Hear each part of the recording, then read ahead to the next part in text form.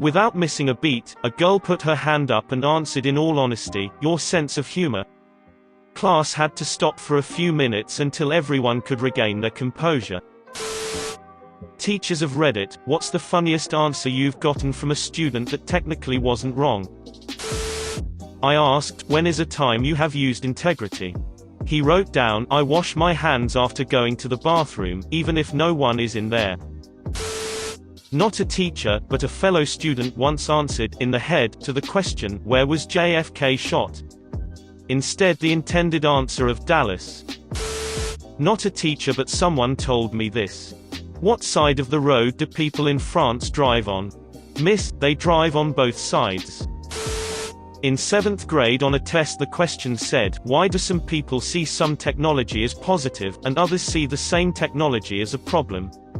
And the kid simply put, because some people are Amish. My sweet little 7-year-olds overheard a 5th grade boy say, don't be ducking stupid, to his friend. They look up at me, eyes wide, and say, ooh, he said, stupid. Teaching English to middle schoolers in Korea, asked, okay, what's another way you can express surprise in English? After going over expressions like, no way, are you serious? Are you kidding me? Kid yells from the very back of the room, what the duck? Why are you late? The bell went off before I got here. In grade 9 English we were studying The Hobbit. Our bonus question for the test was, what word does Gollum never say?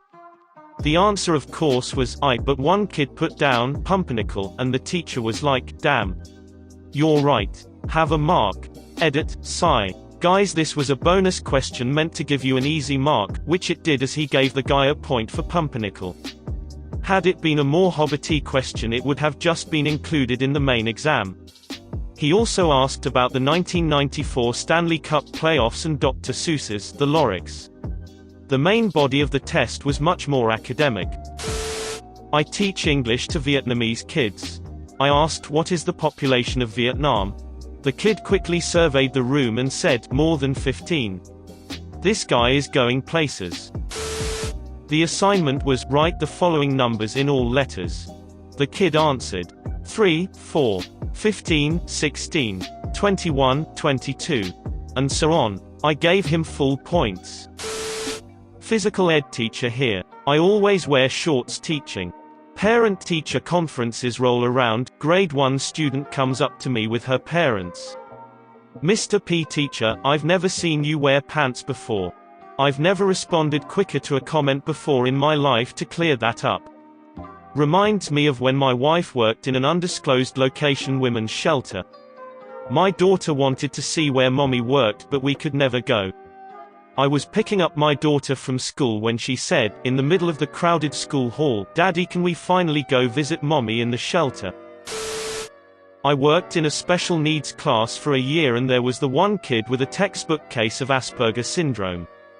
Very bright, very tough nut to crack. I tried to tell him a corny joke once and he was not having it. Why did the chicken cross the road? He likely had business over there or was compelled by force. Well, okay, easily my favorite memory of that class. College professor, teaching developmental psychology. At the end of the semester, I asked all the students to write down the most interesting or important thing they learned. One wrote, babies are stupid and old people still have sex. It's not wrong. Kinda covers the lifespan. Name 2 ways to determine the height of a building using a barometer that is exactly 1 meter long. 1. Take the barometer to the top of the building, drop it, and time how long it takes to hit the ground. 2. Find the owner of the building and say, hey, I have this really awesome barometer I'll give you if you tell me how tall your building is. 3. Run a plumb line of the roof and mark it. Use the meter-long barometer to measure the length of the plumb line. 4. Stand the barometer on end and measure the length of the shadow it casts. Measure the length of the shadow cast by the building. The ratio of the length of the barometer to the length of its shadow will be the same as the ratio of the building height to the length of its shadow. I've got a story from my fiancée's childhood. They were testing her intelligence or awareness, and showed her an image with a TV in a room. The TV was turned on, showing a cartoon, and had a plant on top of it. Q. What's on the television? A plant. Apparently she just kept insisting in utter frustration until the administrator bothered to look at the image, and not the answer sheet. I teach and coach baseball.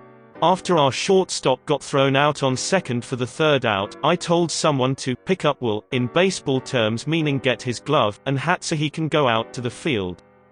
This kid who was new to baseball, a big lineman-type football player, claps his hands and goes, "It's okay Will, you'll get them next time."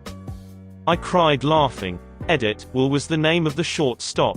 The kid who picked him up was genuinely being nice and thoughtful, but coming from this big intimidating kid it was really funny. The question. A man has to get a fox, a chicken, and a sack of corn across a river. He has a rowboat, and it can only carry him and one other thing. If the fox and the chicken are left together, the fox will eat the chicken. If the chicken and the corn are left together, the chicken will eat the corn. How does the man do it? Students answer, let the chicken eat the corn, and let the fox eat the chicken. Then bring the fox over. I teach English in Japan. When teaching my students, I asked, what do we say when someone is being too loud? One smartass says, shut up forever. More like, for ehbah. I had never said this. No clue where he learned it either. I nearly lost my cool, but he wasn't wrong. The correct answer is be quiet, please, which I told him was more polite. He just grinned as if he knew, but didn't care. Smart kid. I'll miss him when I change jobs. Not the teacher but witnessed this in class. Sociology professor, why do you conform? Student, it has always been my goal in life to blend in. Sock professor, no more questions for you. I teach forensic science. We were going to be using iodine to fume fingerprints. Iodine vapor is no joke, so I terrify the students and use only 2 volunteers with goggles and respirators at the chemical hood.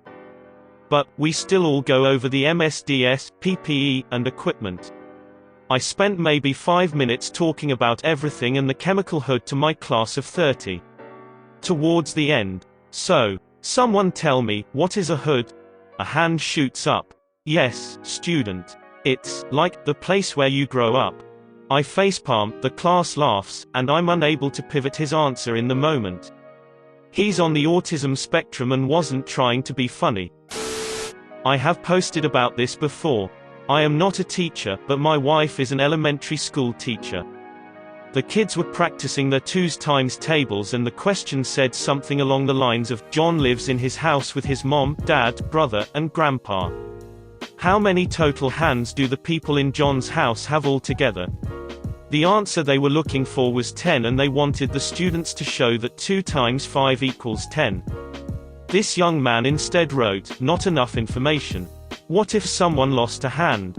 He wasn't wrong. My wife just wrote, good thinking, on his assignment and gave him full credit. The kid was bright and knew his times tables, so that wasn't an issue. She also had his older brother as a student and said they were both smart, but jokesters. My wife now teaches kindergarten, this was when she taught 3rd grade, and said she misses the funny responses on tests. She used to have a full Word document of the funniest answers. Edit, apparently my use of full Word document isn't correct. Y'all can stop messaging me about that. She had a Word document of crazy things kids have said over the years. I don't think she has it anymore. Not a teacher but just a witness to this hilarity.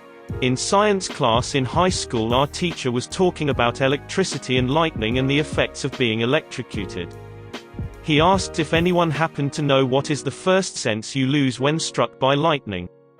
Without missing a beat, a girl put her hand up and answered in all honesty, your sense of humor. Class had to stop for a few minutes until everyone could regain their composure.